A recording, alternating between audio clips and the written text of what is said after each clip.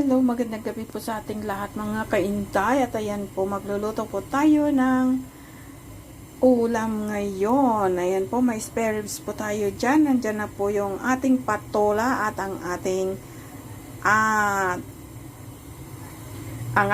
tokwa. So, syempre po, andyan na po yung ating sibuyas at ang ating bawang. So, magigisa na po tayo.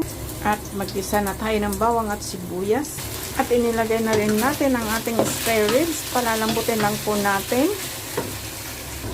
At inilagay na po natin ang ating tokwa. Halo-haloin lang natin. Tapos takpan ulit natin.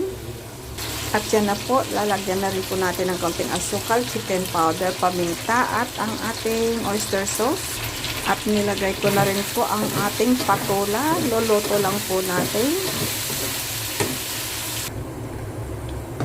Ayan na po, luto na po siya.